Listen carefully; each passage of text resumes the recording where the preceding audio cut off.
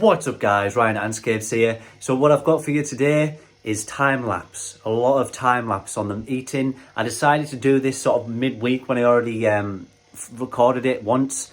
So what I decided to do is then just put a few of the time lapses in. I ran out of crickets, so I had to then increase the mealworm level. And with mealworms being bigger than the crickets, I was then doing every other day, I was doing 4 mealworms. Other than that, I'll just start going straight to the content. I hope you like the video. If you do, please like and subscribe. But as always from me, peace and love. I'm out.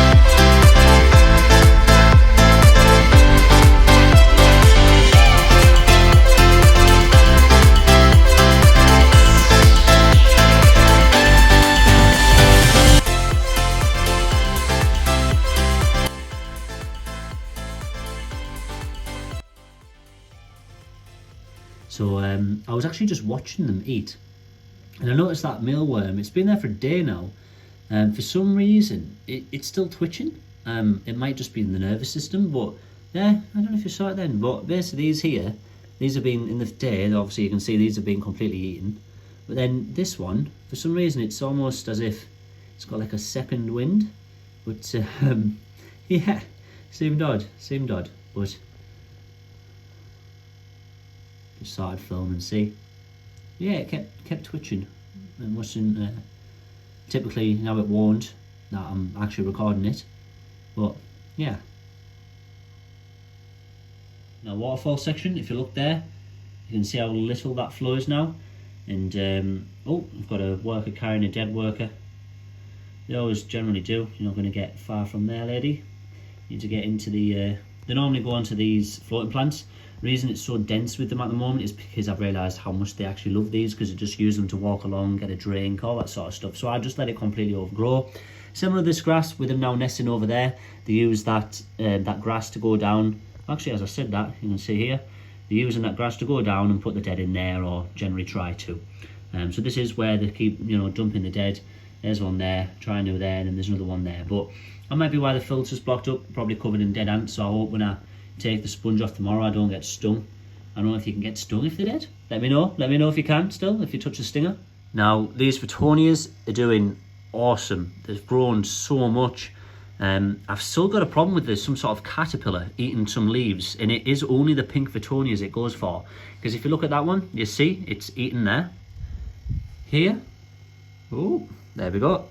There as well. Pink Pheidole. The other ones are all fine and not eaten whatsoever. But yeah, plants are doing really well. Still got these weeds here. I'm just going to leave these here for now until they get a bit bigger. Start cutting them down. The other thing is now this moss on the waterfall section's now growing. If you actually look, you can see it's getting little green bits coming up.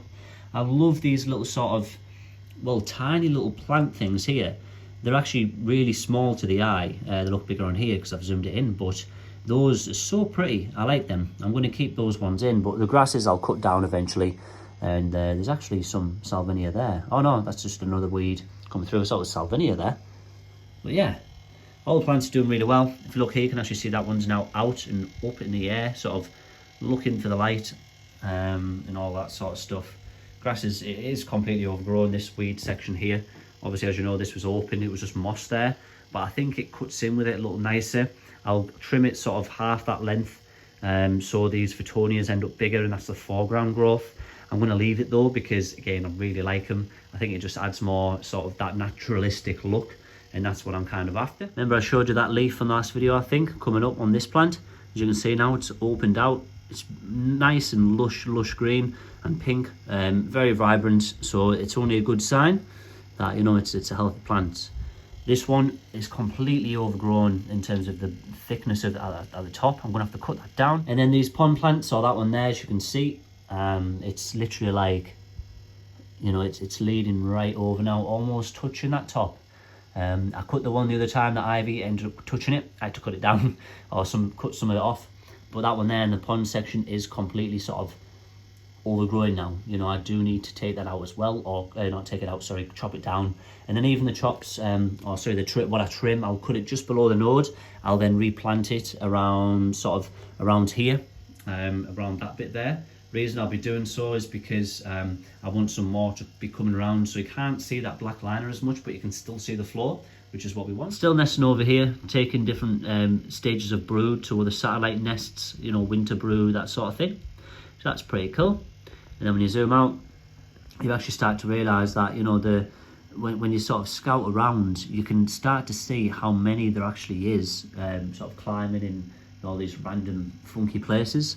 But generally you can, you know, when you sort of look, when they're not feeding and when they are actively on the hunt, there's loads just running around. And when you sort of take a step back, you can actually see how much it's actually grown. It is awesome. From when I first planted everything, you can see how much it's taken off. All that, it's thick now. Just ignore that black stand there. It's just for my phone if I ever want to do a time lapse. But yeah, you can see now how thick all the plants are. I'm going to have to chop some of this down at some stage, like I say, but not much. And if you're wondering why I've got a small thing in for now, or a small feeder, it's because the other one got a bit mucky. So I'm soaking it at the moment actually, because to get the mud out of that metal grid or the metal section on it, you'll notice if you ever get one of these, but it has like a metal mesh which sort of collects the water so it doesn't all just leak out the bottom. But essentially that ended up stuffed with like mud, where the ants have put mud in it to obviously then drink from that sort of muddy sugar sugar mud, we'll call it. But yeah, so I had to I'm soaking that at the moment and then put it back in. So for the time being, I'm actually using this little one, and if you look in there, you can actually see that, you know, they are fully taking advantage of it still. I put that in earlier on. It was full, to be fair. It was a few hours ago, so they're taking it. I'm probably just gonna have to fill it up for, you know, fill it up twice for the day, but that's about it. Oh, and if you are curious, Venus flytrap, I think it's doomed. It's gone now. I noticed it just sort of stopped growing. It grew new teeth. As you know, we've been calling them teeth. But yeah, it just stopped. So, oh well, it's a shame. But, you know, maybe it was fate. Maybe it was supposed to die off, and the ants, you know, didn't like it. But it was doing well at first. But I also think because the nest here, and they've gone in basically there, nested there and gone in that way into it, I think they've sort of nested right underneath and maybe just damaged the root systems. It could be anything, but it doesn't matter, you know. All the rest of the plants are doing really good, so we don't have to worry about the Venus flytrap.